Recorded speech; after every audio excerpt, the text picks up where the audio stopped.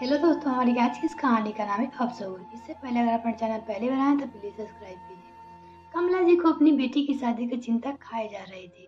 वो कहते हैं ना, देनदार के लिए सूट और माँ बाप के लिए बेटी की बढ़ती उम्र हमेशा चिंता का विषय रही है।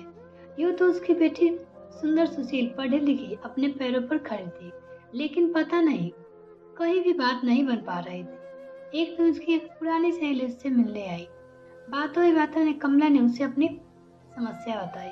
इतना सुनते ही उसकी सहेली मीना तपाक से बोली, अरे इतनी सी बात पहले क्यों नहीं बताया तूने? कल ही तुझे अपने पंडित जी के पास लेकर चलूंगी। बड़ी से बड़ी समस्या का समाधान है उनके पास। सुनकर कमला जी की चिंता पर राहत के कुछ छींटे पड़े। अगले दिन दोनों पंडित जी के पास गए। पंडित जी ने मोटी सी दक्षिणा लेकर कुछ उपाय बताए। इसके संयोग का है या पंडित जी के बताए प्रयोगों का प्रभाव, कमला की बेटी का रिश्ता एक बहुत ही अच्छी जगह तय हो गया। अब तो कमला का अपना सहेली के लिए सम्मान और पंडित जी के लिए आस्था दोनों ही बढ़ गई थी। कमला शादी की सारी तैयारियां पंडित जी मीना की देख रेख में करने लगी। शादी के लिए कपड़े, जेवर एवं अन्य सभी चीजों का में शुभ मुहूर्त देखकर ही खरीदी गई थी। शादी में 2-3 दिन ही रह गए थे। रिश्तेदार ने भी आना शुरू कर दिया था। शादी में कमला की बड़ी बहन भी आई। उसे देखते ही मीना का माथा ठनक गया। कमला अपनी बहन को चाय नाश्ता करा।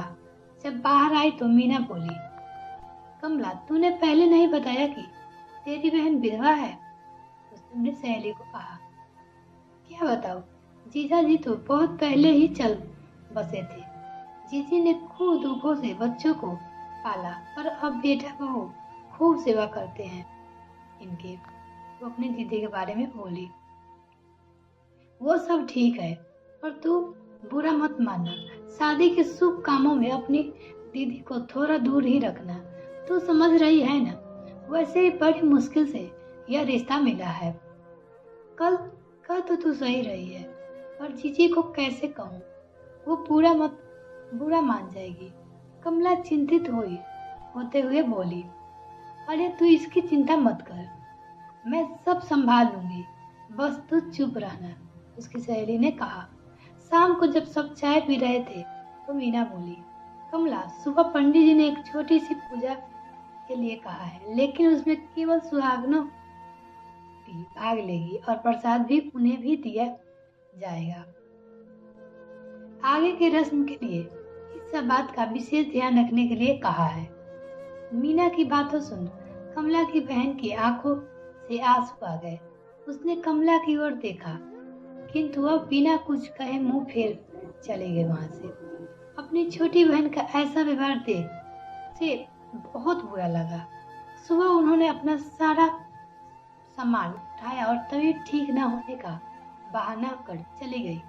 कमला ने भी उन्हें ज्यादा रोकने की कोशिश नहीं की। वो तो चाह ही रही थी कि किसी तरह ये अपशगुन टल जाए। अगले दिन कमला ने खूब धूमधाम से शादी की, बेटी को विदा किया, लेकिन कुछ दिनों बाद ही बेटी के ससुराल वालों से अनबन रहने लगी। आए दिन वो लड़ झगड़ कर मायके आ बैठती। कमला ने पंडित जी से पूछे, अनेक उपाय किए, लेकिन एक भी उपाय भी काम न आया और शादी भी टूट गई जल्द ही। तब कमला को दुख तो सीमा ही न थी, लेकिन एक बात उसे अंदर ही अंदर खाया जा रही थी कि एक एक काज शुभ मुहूर्त देखकर किया था। एक ही समस्या या कहो अपशगुन था, वो भी स्वयं ही टल गया था। फिर भी शादी कैसे टूट गई, उसने मन ही में सोच रहा था। मिलते हैं भी नेक्स्ट वीडियो में, तब तक के लिए bye. Thanks for watching this video. तो मेरे चैनल को अभी तक सब्सक्राइब नहीं किया तो प्लीज मेरे चैनल को जल्दी से सब्सक्राइब कीजिए, साथ में मेरे ताकि मेरे और वीडियो सबसे पहले आपको मिल सके।